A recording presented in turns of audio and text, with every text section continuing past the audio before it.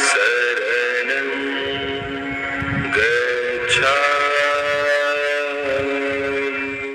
सम्मानित साथियों, नमो बुद्धाय जय भीम। आज के अम्बेडकर संदेश में आपका हार्दिक स्वागत है। आज के अम्बेडकर संदेश में क्रांतिकारी विषय लेकर हम उपस्थित हो चुके हैं।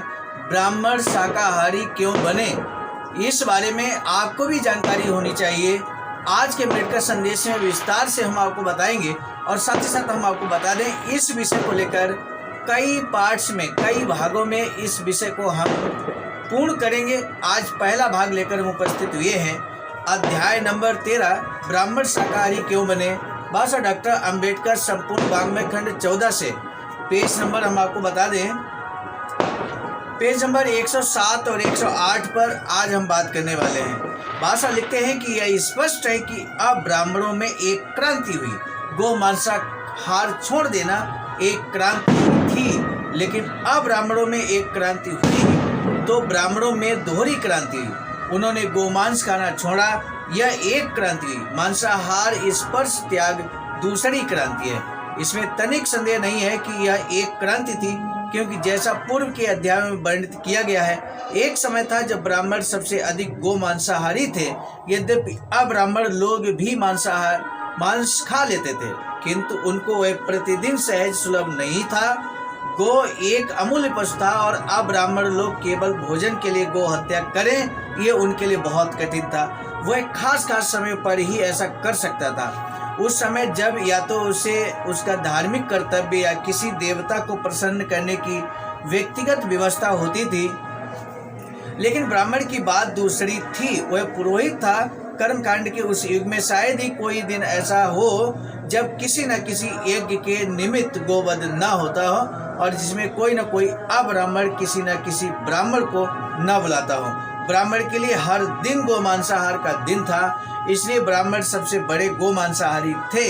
ब्राह्मणों का यज्ञ धर्म के नाम पर निरीह और मासूम पशुओं की हत्या के आयोजन के अतिरिक्त और कुछ नहीं होता था। वह बड़े तामझाम के साथ होता था और अपनी गोमांस लालसा को छिपाए रखने के लिए उसे गूढ़ बनाने का प्रयत्न किया जाता था। इस रहस्यमय ठाट बाट की कुछ जानकारी पशु हत्या के संबंध में ऐतरेय ब्राह्मण में परिलक्षित है। पशु की हत्या से पहले अत्यंत जटिल और विविध मंत्रों के साथ प्रारंभिक संस्कार किया जाता था, बल्कि मुख्य बातों का आभास करा देना पर्याप्त है। बलि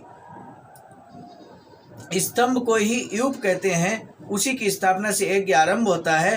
पशु की हत्या से पहले पशु को इस यज्ञ स्तंभ से ही बांधते हैं। यूप की आवश्यकता बताने के अनंतर ऐतरेय ब्राह्मण में इसका तात्पर्य दिया गया है कि यूप एक शस्त्र है। इसके सिर के 8 छोर होने चाहिए, क्योंकि एक शस्त्र लोहे के वल्लभ के 8 कोने होते हैं। जब भी वह उससे किसी शस्त्र या विरोधी पर प्रहार करता है तो उसे मार डालता है। यह शस्त्र जिसे अभिभूत करना हो उसे अभिभूत कर देता है। यूप एक शस्त्र है जो पशु विनाश के लिए सीधा खड़ा रहता है। इससे यज्ञकर्ता का शत्रु जो यज्ञ में उपस्थित हो सकता है, उस युग को देखकर संकटग्रस्त हो जाता है।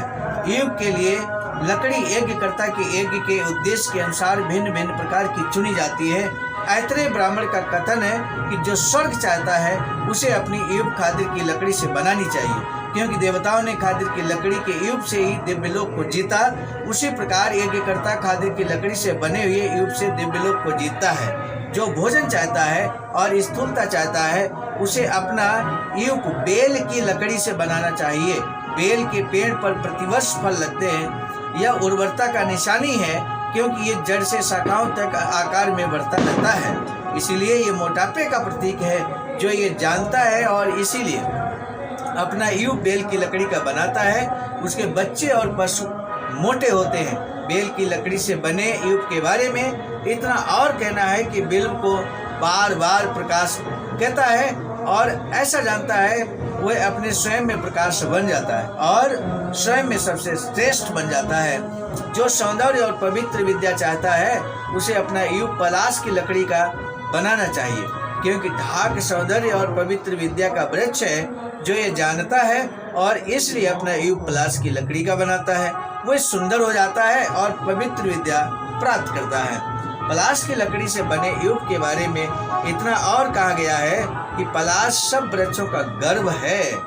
इसीलिए वे उस पलाश के वृक्ष की बात करते हैं जो ये जानता है उसकी सभी इच्छाएं चाहे किसी पेड़ से भी क्यों न हो पूरी होती है।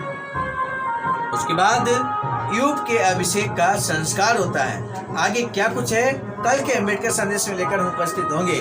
आज के अम्बेडकर संदेश का महत्वपूर्ण जो प्रश्न है वो ये है कि ब्राह्मणों में दोहरी क्रांति हुई, तो वो दोहरी क्रांति क्या हुई ये आपको बताना है। ब्राह्मणों में दोहरी क्रांति क्या हुई ये आपको बताना है, जो आज के अम्बेडकर संदेश के प्रारंभ में ही हमने आपको बता दिया है। आज का अम्बेडकर संदेश बुद्ध सत्व Ambedkar international centre BBAIC Sarnath Varanasi राज्य उत्तर प्रदेश देश भारत के सौजन्य से हमने आपकी सेवा में प्रस्तुत किया। मिलेंगे नए डॉक्टर अम्बेडकर संदेश में। आज के अम्बेडकर संदेश को हम यही स्थगित करते हैं। बहुत ही सारगर्भित अम्बेडकर संदेश यहाँ रखना पड़ा है। मिलेंगे नए अम्बेडकर संदेश में। आप सभी को सादर नमो बुद्धाय, जय भीम। बात बताना उचित समझते हैं बाबा साहब की अधूरी इच्छा के अनुरूप एक वैचारिकी सेंटर निर्माणाधीन है सारनाथ वाराणसी में, जहां पर 14,000 स्क्वायर फीट जमीन परचेज कर ली गई है ring road green city Faridpur Sarnath में। वैचारिकी सेंटर के प्रशासनिक ब्लॉक का निर्माण कार्य कंप्लीट हो चुका है। शानदार बेहतरीन प्रशासनिक ब्लॉक का निर्माण पूर्ण हो चुका है। आगे अब मुख्य भवन को बनाने की बारी हम सबकी है और इस हेतु आप दिए गए अकाउंट नंबर पर अपना अमूल्य योगदान कर सकते हैं। आज का अम्बेडकर संदेश हम लेकर उपस्थित हुए थे मिशन नायक बुद्ध मित्र मुसाफिर सर, राष्ट्रीय अध्यक्ष आवाज का नई दिल्ली की प्रेरणा में, और साथ ही साथ संकलन कथाक्रम में परम आदरणीय विजय कुमार बौद्ध जी, प्रांतीय कोषाध्यक्ष आवाज का बिहार। प्रस्तुत करता में मैं स्वयं सर्वजीत आर्य, राष्ट्रीय मीडिया प्रभारी IT सेल आवाज का नई दिल्ली। मिलेंगे नए डॉक्टर अम्बेडकर संदेश में, तब तक दीजिए इजाजत। आप सभी को सादर नमो बुद्धाय, जय। सम्मानित साथियों, यदि आप हमारे इस चैनल आवाज का ऑफिशियल, जिस पर नियमित सुबह 5 बजे डॉक्टर अम्बेडकर संदेश आपको मिलता है, आप हमारे इस चैनल को सपोर्ट करना चाहते हैं तो हमारा आपसे निवेदन है कि आप हमारे इस चैनल को सब्सक्राइब कर लें, वीडियो को शेयर लाइक कमेंट जरूर करें।